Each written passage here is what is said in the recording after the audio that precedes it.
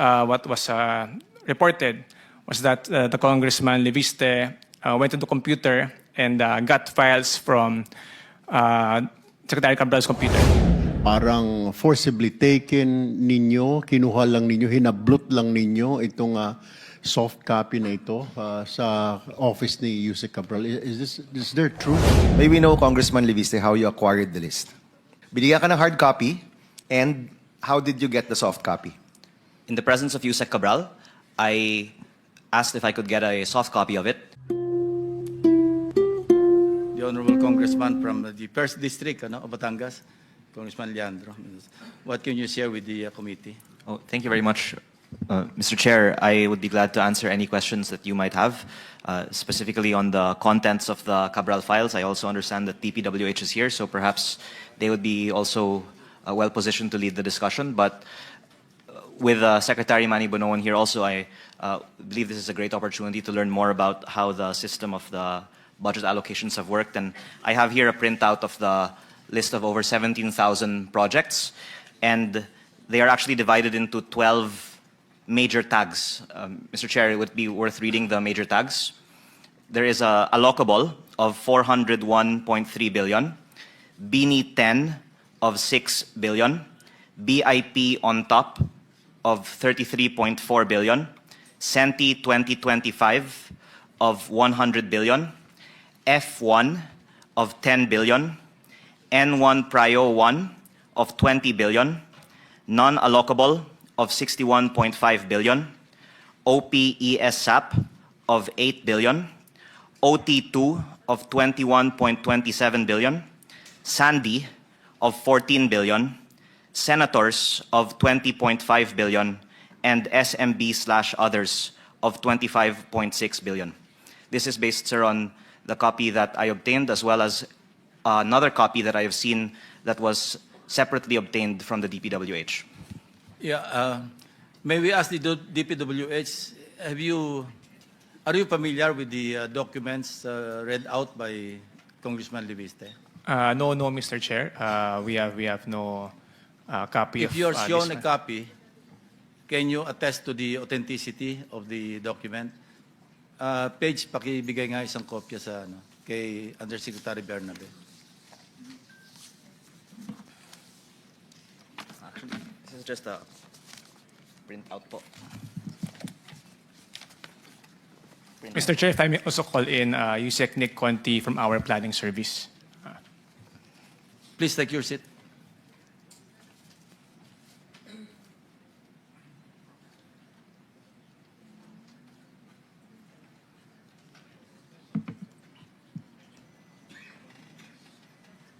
With your indulgence, Congressman, para lang makita natin kung properly authenticated ng DPWH.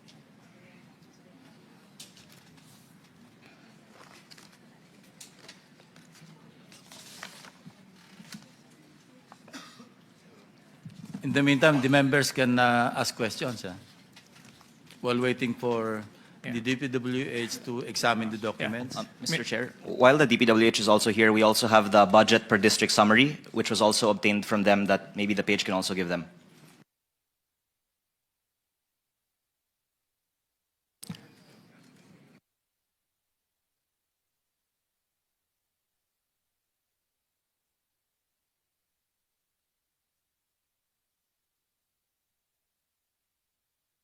Mr. Chair, we are comparing the documents now, and what we have is the second batch of documents pertaining to the district allocations budget allocations per district.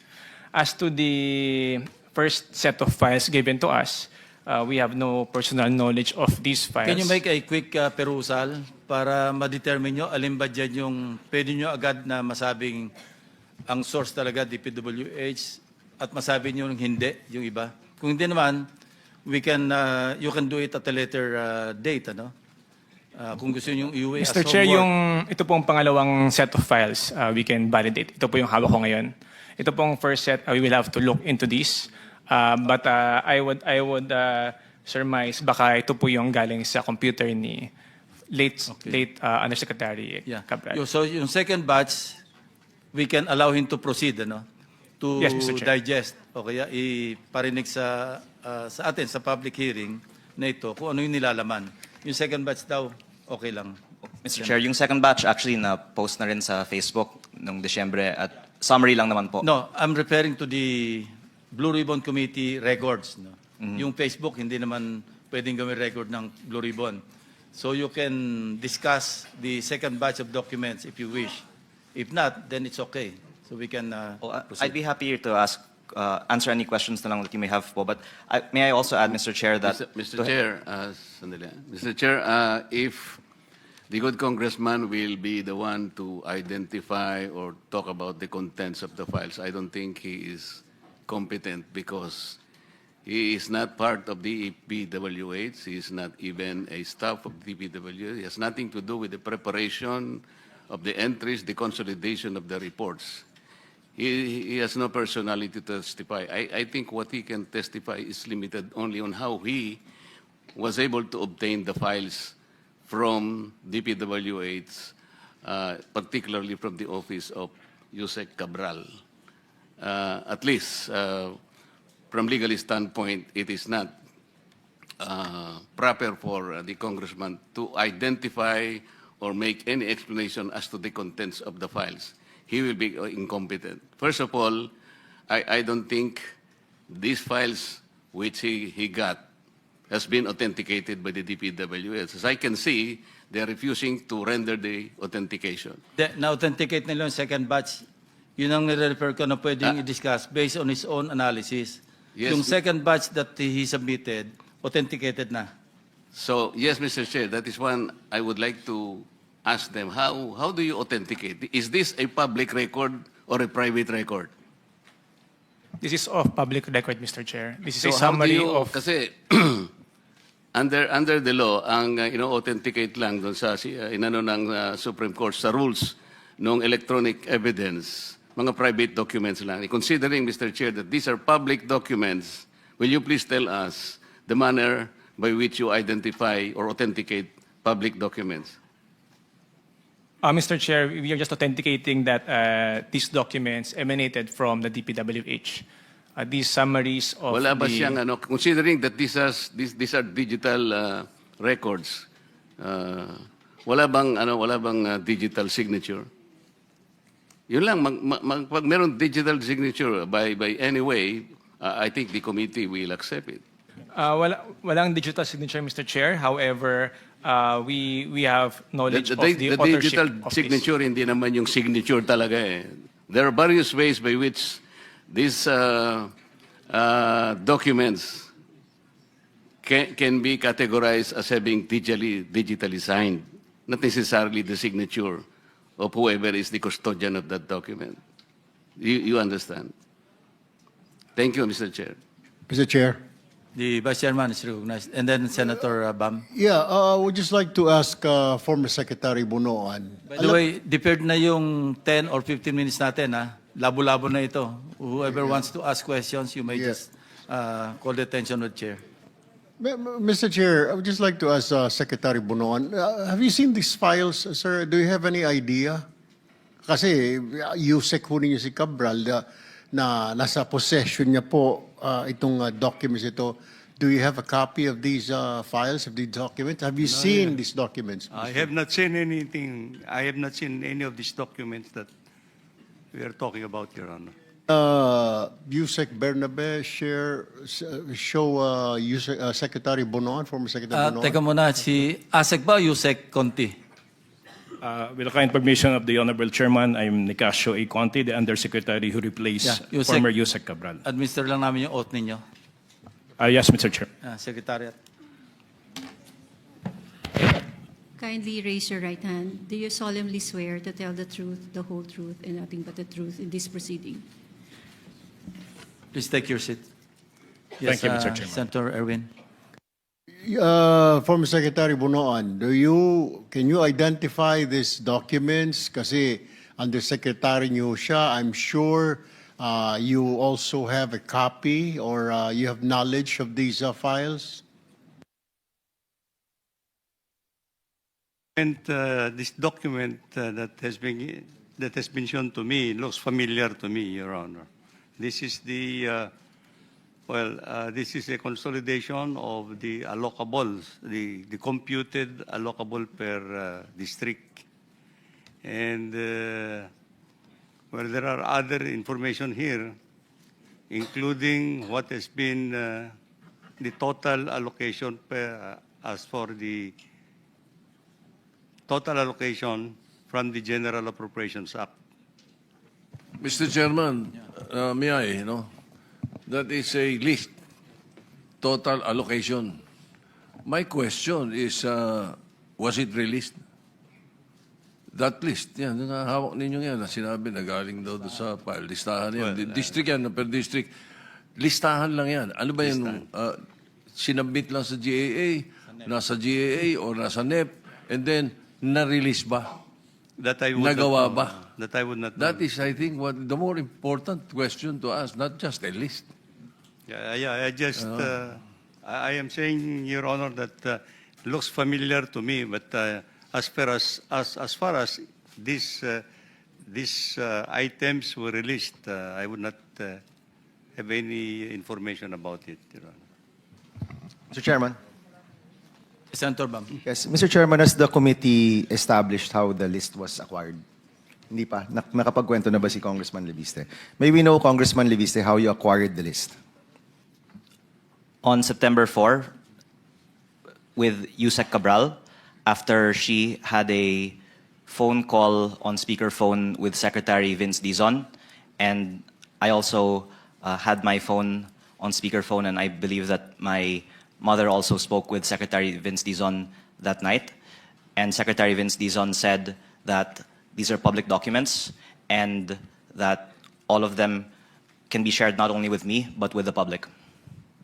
And were these given to you as a printout, or was this a file that was emailed to you? The printout that I have sent there with a timestamp September 9, 6:03 p.m. was a hard copy, and I also got a soft copy of that printout From? from the office of Yusek Cabral, with Yusek Cabral present. Okay, so yung email na pinanggalingan nung listahan is from a government employee or from an official email of the DPWH? Soft copy was given to me, Sorry, USB ba or it was Yes. emailed to you? USB. Okay, so may binigay sa yung hard copy at may binigay sa yung USB with all of these files.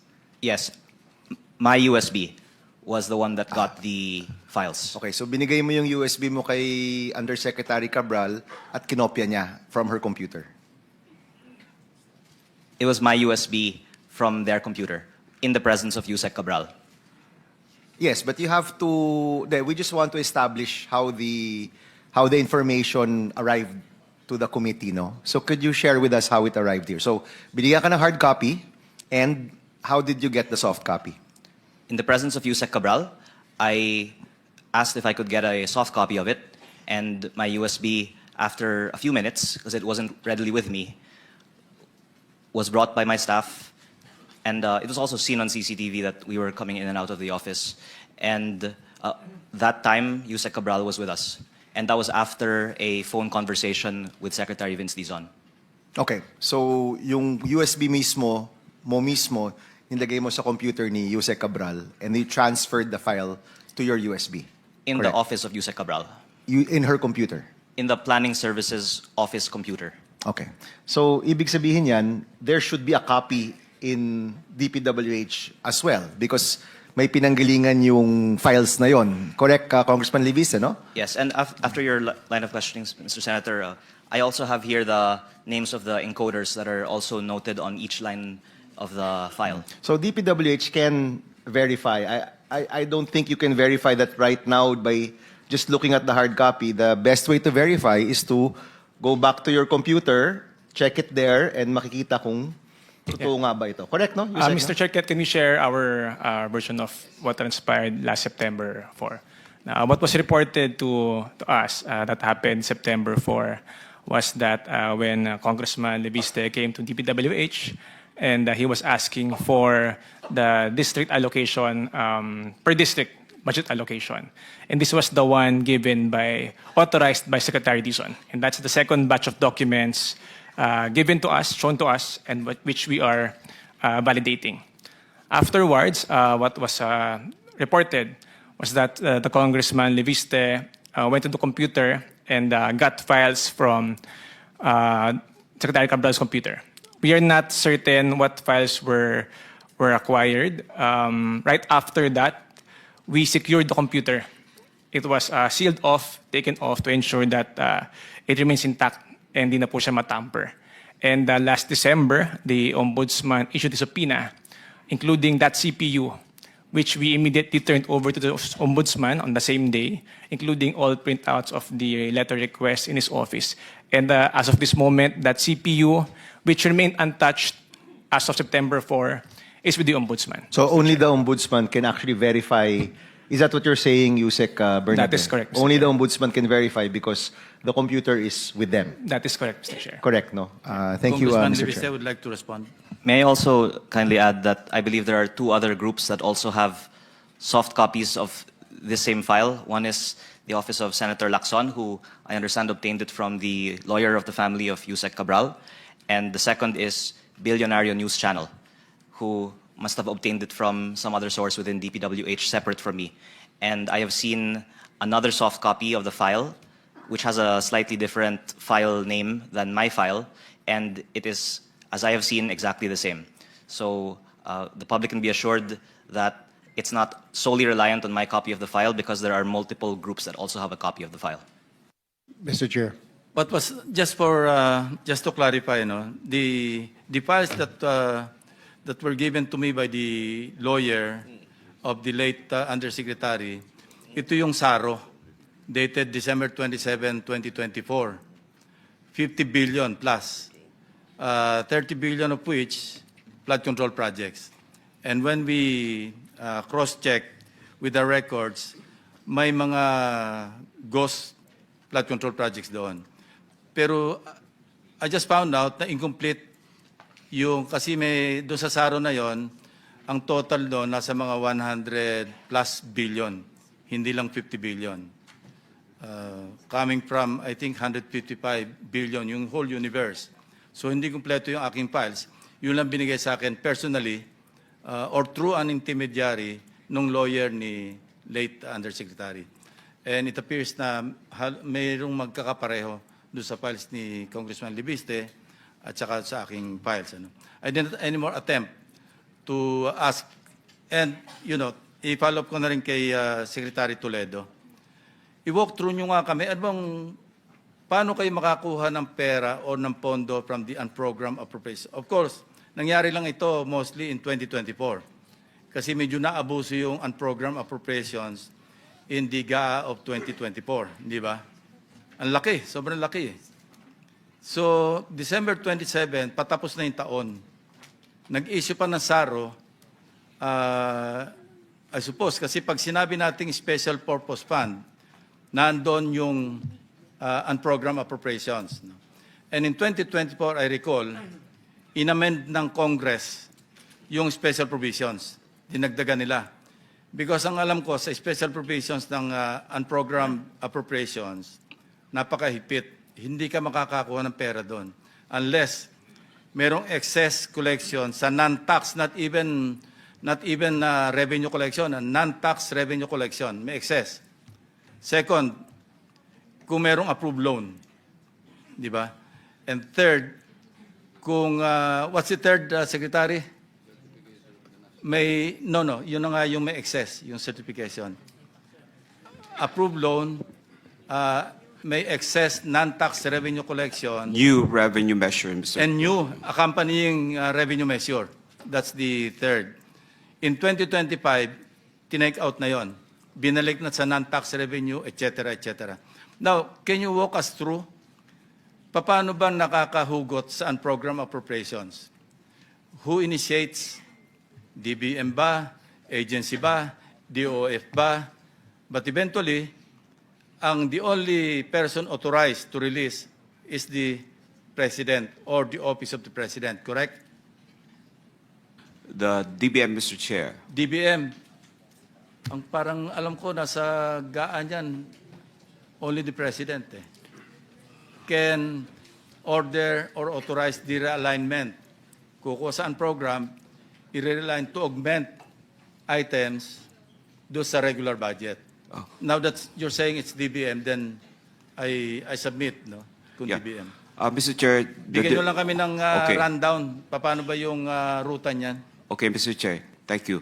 So basically, the agency requests for the unprogrammed appropriations first are received, of course, by the DBM Central Office, which is mayroon po yung tinatawag na DMS, yung Documentary Monitoring System po namin, which then it will be routed for those who handles those specific requests. For example, DPWH, i-reroute namin po doon sa may hawak na po ng DPWH, we call the Bureau.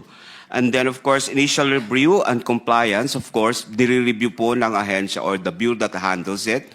Following what has been mentioned, kung na-achieve po yung ating trigger to unlock the unprogrammed appropriations, which is yung excess revenue or there is a new revenue measures plus yung ating mga, there's a perfected loan when it is particular for the foreign assisted projects. Okay.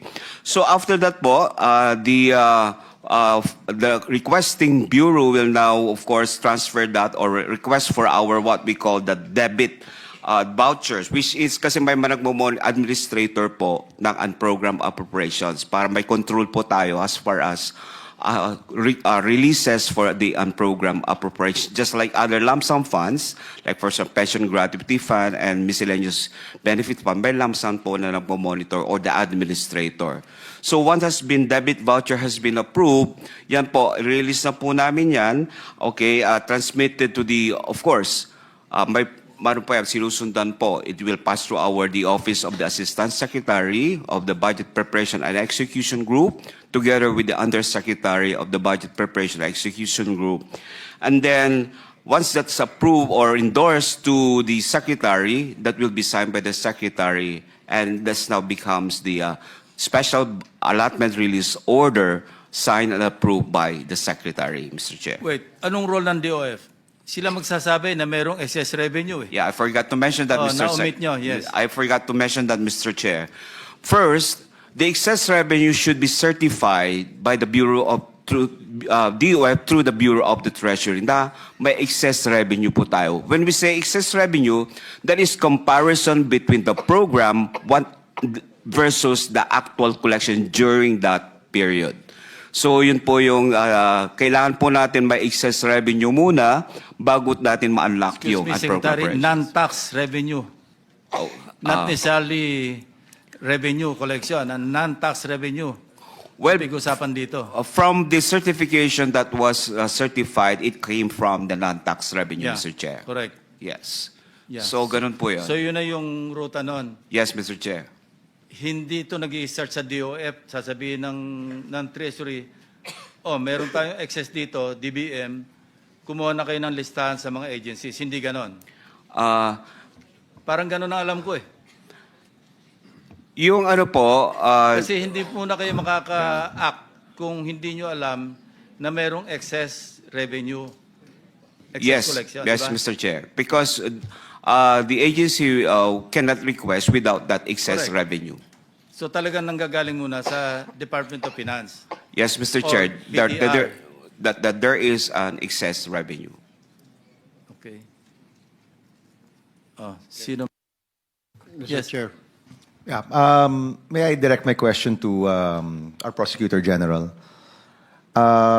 So there were files going around, but the source is now with the Ombudsman. That's correct, no? We can verify that. That is correct, Mr. Chair. Okay, so may mga files si Congressman Lean, may files ang committee, but the real source is in that Sorry, computer. Senator Bam, correct ko lang, hindi files ng committee. Hindi ko pa binibigay ito sa committee. Sorry. Kasi nga, hindi siya pa- verified. Hindi authenticated. Okay. Kaya I'm just keeping it in my possession. Okay. So there are files that are around, but the source nasa DPWH, nasa computer ni Undersecretary Cabral at na-turn over na yon sa Ombudsman. That is correct, Mr. That is Chair. correct. Now, PG, I know you're not with the Ombudsman, but let me just ask, since you're the Prosecutor General, kung may ganoong data, anong usually ginagawa ng isang agency like the DOJ or the Ombudsman with that data?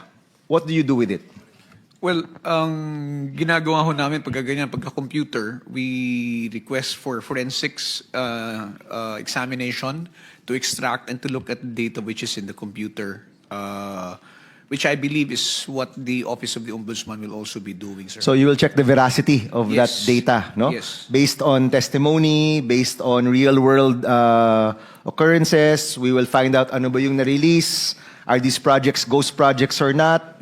Eventually, meron bang mga kumita dito o hindi, no? So the data is basically a lead for the DOJ and the Ombudsman. That is correct, sir. The data that will be extracted based on the forensics examination will at the start be just leads that can be followed by the investigating police agencies or the National Bureau of Investigation that will aid them in their investigation.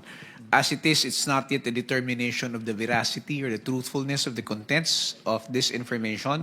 It's first trying to find out, okay, these are leads, tingnan natin saan tayo dadalhin itong mga leads na to kung ito susundan natin. And it is these files are much talked about. Do we have the commitment that they will be further investigated at matitingnan talaga siya kung ano ba talaga yung authenticity at veracity at kung meron ba talagang malfeasance na makikita sa mga files na ito?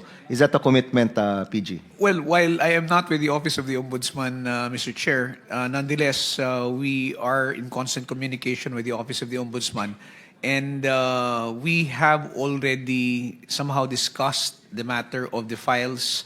But since it's with the Office of the Ombudsman, it's really their call. I know for a fact that they will start also some forensics examination of the computer, and then that would start and kick off possible investigations to ascertain, one, the authenticity of the documents that were secured, and then second, to also ascertain the veracity of the contents. Yung hinahanap na paki-authenticate, tell us whether these are real or not, or the veracity. Currently, it's still in process. Yes po. Yes po. Okay. Thank you. Salamat po. Mr. Chair. Mr. Chair, I have Yes, Senator Erwin. a couple of questions for Yusek Bernabe and Congressman Leviste. Yusek Bernabe, there were reports that I read na may mga nagsasabi na these files were forcibly taken. Have you investigated kung totoo ito? Because may mga lumalabas na balita ako nakita sa social media claiming that they're the employees of Yusek Cabral, that they were forcibly taken. Have you investigated this? Kasi kung may mga ganitong kwento ho, dapat iniimbestigahan ho ninyo. Mr. Chair, that was the report. That was the report that the soft copies of the files in the computer were forcibly taken. However, upon the request of former Undersecretary Cabral and her staff, na wag na pong palakihin yung issue, that is why we just maintained reports and the footages, but wala na pong ginawang further action on it, Mr. Chair. Have you reported this matter to the Secretary Vince Dizon, na there is such an incident, and why did Secretary Yusek Cabral decided not to pursue anymore or about this matter? The Secretary is well aware, Mr. Chair. In fact, he is the one who acceded to the request of former Yusek Cabral and her staff na wag na pong palakihin yung issue. As to why that is why the former Yusek would want that, we cannot answer anymore po. Siguro po ayaw na po niyang maging issue, Mr. Chair. All right, let me direct my question to Congressman Levisa. Kung, is this true? I mean, what you're saying na Yusek Cabral said na parang forcibly taken ninyo, kinuha lang ninyo, hinablot lang ninyo itong soft copy na ito sa office ni Yusek Cabral. Is there truth to this? Mr. Chair, I believe the lawyer of the family of Yusek Cabral said that Yusek Cabral never said that it was forcibly taken, even when this was discussed at the Ombudsman in early December. And it is based on others' testimonies that is so. But apart from the lack of any mention of it by Yusek Cabral, there is also the CCTV that was also showed by the DPWH. Because there are two employees in the office of Yusek Cabral stating that I believe I saw in some news reports claiming that you went to their office and forcibly took the files. So you're denying that, Congressman? Because the authorization, I'm saying, sir, came from Secretary Vince. Okay. And Yusek Cabral was also present when I was obtaining the files. Thank you. That's all, Mr. Chair. Anyone else? May I also... Senator Marcoleta, you like? Thank you, Mr. Chair. Yusek Bernabe, yung authentication, kasi alam mo, sabi na naman ni PG Padulyon, forensic na naman. Ano. Bakit pa tayo magpo-forensic? Alam mo, merong rules on electronic evidence. Under Rule 4, sa PG Padulyon, yung best evidence rule, sinasabi rito, Section 1, original of an electronic document. An electronic document shall be regarded as an equivalent of an original document under the best evidence rule if it is a printout or output readable by sight or other means, shown to reflect the data accurately. Ganun lang kasimple, compare mo lang eh. This is the rules promulgated by the Supreme Court on July 17, 2001 under AM number 01-07-01 SC. Gano'n lang kasimple yun eh. Pero yung sagot mo kanina, parang hindi na, huwag nang palakihin yung ano. It's unfair na, the inference is negative. Na para bang si Congressman poor sibling. Huwag naman gano'n. Dapat meron kayong report talaga na walang gano'n. Di ba? Yeah, Mr. He is Chair, a member of the House of Representatives. The insinuation that he forcibly took some data is not only be reflective on the image of the House of Representatives. yeah, Mr. Chair, yun lang po yung nireport po sa amin. So we were just relaying po. That time po, I wasn't still with the DPWH, Mr. Chair. Okay. Mr. Chair, with your indulgence, we just received reports na naglabas na po ng arrest warrant sa Sandigan Bayan laban kina Engineer Bryce Hernandez and Engineer JP Mendoza. Now, Mr. Chair, I just want to put on record that once the arrest warrant is served to these individuals, what are we going to do? The Blue Ribbon Committee shall transfer their custody to Sandigan Bayan, or shall we wait for the hard copy of these warrants of arrest? We need to wait for the official copy of the warrant of arrest. So I'm sure Sandigan Bayan will communicate with us. And when that time comes, then we will turn them over to the custody, legal custody of the Sandigan Bayan. Thank you, Mr. Chair.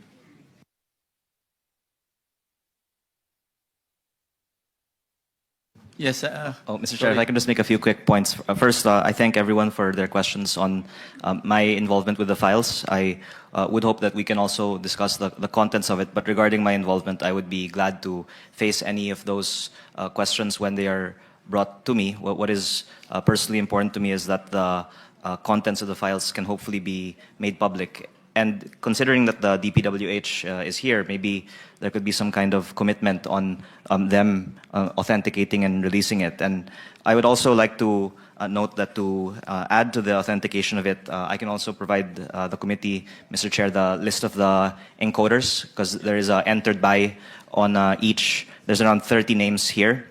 And lastly po, there is a Paki-mark na lang. column on handwritten notes and several names that have provided handwritten notes to Yusek Cabral on the projects, which might also be related to the documents in the supposed 6 boxes that were made available in the DPWH. And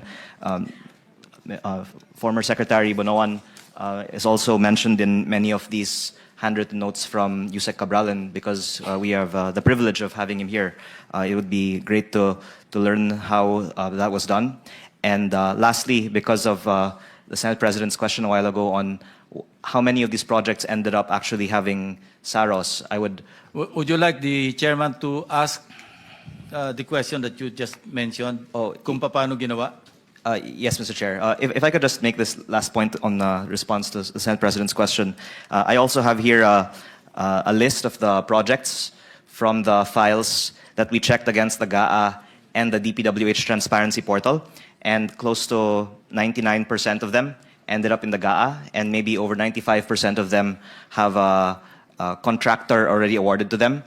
And I could also provide this list po to the committee. Kanina, na-mention ni Senate President, yung allocables, tama yun, listahan lang yan eh. Wala namang assurance yan na papasok sa GAA. Tama ba, Secretary Bonoan, di ba? These are, based on the formulation prepared by Jose Cabral. May formula siya dyan eh. Kung ilan yung pupunta sa ganitong region or kung kaninong tao or kaninong grupo, di ba? But ako naman, ang take ko, well, it's just a mere listahan. Pero ang motive for getting involved in allocables is to get kickbacks or commissions. Once naandun na sa GAA at ready na for implementation, ang tawag ko doon, attempted robbery. Or at least, very least, planned robbery. Kasi nasa isip mo na, kaya ka kukuha ng 1 billion halimbawang allocable kasi nagkukwenta ka na kung magkano yung commission mo. Pero without that, no, there's nothing wrong. With the list, per se. Depende sa motive. Di ba, Undersecretary Bernabe? Are you the son of the former justice? Oh, you should know. At saka, di ba, pwedeng i-analogous yan sa planned robbery, di ba? Nagpaplano ka na, dahil nagkukwenta ka na, oops, meron akong allocable na 1 billion. I'll pursue this to its logical conclusion, which is the GAA. Pag nandyan yung GAA, naka-allocate na sa'yo, nagkukwenta ka na ng 10%, 15%, 20%. Yun ang masama. Pero kung allocable mo is to address the needs of your constituents, especially mga district representatives, I cannot see anything wrong with that. No. Even senators, kasi may mga constituencies din ng mga senators in their respective areas of residence, for example. So, yun lang ang take ko. I do not agree and I do not also disagree with the Senate President along this line. Well, the best thing at this point, Mr. Chairman, is that the Ombudsman has the computer and the contents of what really is inside that, no? And it can be compared to the list that Congressman De Vista had, Senator Lacson had, and what is in the portals of these departments. In other words, the executive department has a copy.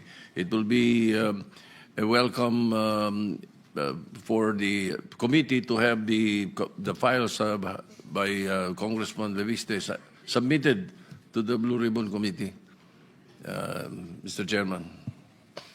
Thank you. Senator Mr. Chair. Marcoleta. So, Yusek Bernabe, palagay ko mahihirapan kayo na sabihin na hindi tama yung files eh. Alam mo, ako nakakuha rin ako from other sources. Pareho rin eh. Kaya nung yung ating chairman nagsalita, nagkaroon siya ng press call, sabi niya, at least there are 5 secretaries, cabinet secretaries, and USEC have been recipient of allocables, sabi niya, as shown by the Cabral files. Tiningnan ko talaga. Tama siya eh. So, hindi naman kayo nag-react eh. Di ba? Mr. Chair, with regard to the Cabral files po, no, dahil nga po ito yung galing sa computer, and ito po ay, kumbaga, we do not know the context or we have no personal knowledge on how that file was created, authored, etc., Mr. Chair. Remember, Mr. Chair, the Secretary assumed this post September 1. And in September 4 po nangyari itong incident, he had impossible for him to know kung ano man ang laman ng computer na yun. That is why when it was reported that files were secured from the computer, the prudent thing to do was to secure the computer. Hindi po namin yan binuksan, hindi na po namin hinalongkat kung ano pa yung laman ng mga computer na yan, ano pa ba yung mga files na ginawa nila former Yusek Cabral. Kasi those were 2025 budget and prior years, which is already ongoing po. So it was already immaterial from our point of view, Mr. Chair. Mr. Chair, alam mo, Yusek, hindi naman namin sinasabi na tingnan mo lahat yung mga files na ito as they came out, di ba? Pero nung marinig mo ang chairman ng Blue Ribbon Committee, at least 5 cabinet secretaries and a few USEC are recipients of allocables in the Cabral files. Hindi mo man lang tiningnan, at least yung point, yung part na yon. Ako tiningnan ko eh. It should have been more significant on your part kasi kayo nga yun eh. Ako tiningnan ko lang eh. At tama naman siya. O bakit hindi man lang kayo Yeah, kasi, Mr. Hindi man Chair- lang kayo nabula. Hindi mo man lang tiningnan kung tama o hindi. Hindi So na that you po, can react. Mr. Chair. Why? Why? Because yung files po na ito, yung context po, no, of course, we had no idea how it was created or authored. Sa akin kasi ang interpretation ko na hindi kayo kumibo, tama talaga and the files is accurate. Hindi po, Mr. Chair. No? In fact, we did not even look at the computer anymore. Sinikure na po namin yan. The first time I saw some of the files ay on social media na po. Kapag noon pinost-post na po, doon na lang po namin nakita. Pero po yung actual file po sa computer, hindi na po namin tinignan, Mr. So you Chair. did not even dare to look into the files? Meron man kayong files kahit na sinurrender na ninyo sa ombudsman, di ba? Wala na po, Mr. Chair. That Ba- computer was sealed off po after that incident. Why didn't you weren't even bothered by not being able to get a copy para lang sa inyo before na binigay nyo sa ombudsman? Insofar as those files were concerned, Mr. Chair, these are unofficial files po. No? Ito pong mga, paano po ginawa yung document na yon, ano po yung mga nakalagay Well, but doon. at the very least, we have expected from you, like investigating whether or not the files were modified or altered or deleted. Kasi malalagay doon sa computer kung the date where you modified it. Yes, that is Bago niyo why... binigay doon, so makikita natin even the files acquired by Congressman Lebiste would suggest whether they were altered, deleted. Makikita nyo naman doon eh. That is a minimum requirement that you have done, sana. Para makita natin, even without forensics, alam mo na, totoong mga files. This is more important. That is correct, Mr. Chair. Kaya lang po, we thought that ombudsman po yung best na mag-handle ng files together with the PNP ACG, Mr. Chair. I think baka po, kapag po kami yung maggalaw, baka po matamper namin at mapagbentangan pa kami na tinamper namin yung mga files, Mr. Chair. Thank you, Mr. Chair. Mr. Chair. Senator Erwin. Yes, Mr. Chair, I just want to set the record straight. The availment of program appropriations under the 2024 GAA may occur when any of the following exists. Number one, excess revenue in the total tax revenues or any one of the identified non-tax revenues. Number two, new revenue collections. Number three, approved loans for foreign assisted projects.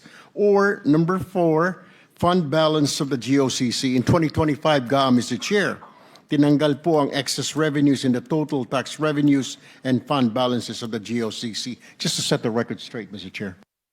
Thank you, Senator Erwin. Wala na? Manifest lang ng chair before we suspend. Show cause orders have been sent to the following. Mr. Mario Lipana, COA Commissioner. Former Congressman Elizalde Saldico. Mr. John Paul Estrada. Mr. Mark Texay. Mr. Orly Regala Gutesa. Mr. Virgilio C. Eduarte. And they're given 2 days to respond to the show cause order. So, that said, Sorry, Mr. Chair? yes. I'm not sure po kasi kung we'll have a chance to ask Secretary Bonoan again. Would it be okay, We'll sir? have to suspend the rules and with the permission of the Senate President. Or I could ask allow- you po to ask.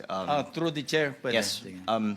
Sino po kaya ang BINI 10 Senti 2025 F1 at yung iba pong mga nakatag na mga pangalan po dito? And pangalawa po, para sa unprogrammed appropriations, paano po ng DPWH pinipili yung mga projects na yon?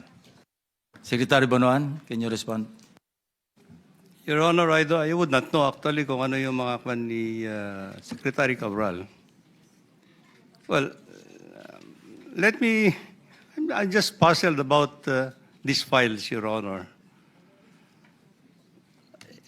With all due respect, si Congressman is a member of the House of Representatives. would it have been better actually if the House of Representatives authorized actually the good congressman to officially request for this kind of information or data from the executive branch? So that everything would have been not official. You see, if we are talking of things that have not been made official actually at all, no? If there were conversations, authorization from the Secretary, Secretary Dizon and Yusek Cabral, these are informal arrangements to him, and I don't know what would have been the motive actually behind actually getting all this information from the Department of Public Works and Highways, which is a different agency to the legislative branch. We would just want to help the Blue Ribbon Committee and the Public Accounts Committee of Congress. And if I could just reiterate the second question, if possible, if Secretary Bonoan would be able to shed light on how projects in the unprogrammed appropriations in 2023 and 2024, which I understand were around 60 billion and 153 billion respectively, were selected by the DPWH. Kindly respond. Your Honor, I can recall that in 2023, there were unprogrammed appropriations that were given, that were released to the Department of Public Works and Highways to augment the budgets that were cut during the to augment the budgets that were cut in the during the in the General Appropriations Act. Now, for example, in the BICAM, let's say the budget that we proposed is about 37 billion, and only 2 billion was released. We requested for augmentation of that fund. For maintenance, it was reduced to the minimum. Then they augmented it from the unprogrammed funds. For foreign assisted projects, it was cut drastically from 70 billion, as I can recall, 70 billion to only 20 billion. So I think in our request, Mr. Chairman, since there were available unprogrammed funds, we requested them for augmentation. And these were the things that were released actually to the Department of Public Works and Highways. Now, these are the things that we received from the unprogrammed funds in 23, Mr. Chair. And I agree, no? At least a portion na pang-augment talaga yan eh. Kasi yung unprogrammed, sabi ko nga kanina, under the special purpose, di ba? That's part of the special purpose fund. Ang gamit nito, kung kukulangin, halimbawa, fluctuation, nagkaroon inflation, kailangan ng augment, kukuha sa unprogrammed based on certain conditions, no? Na enumerate those under the special provisions. Okay, so hearing is suspended. You'll just be notified. Thank you very much. Thank you all for attending this hearing.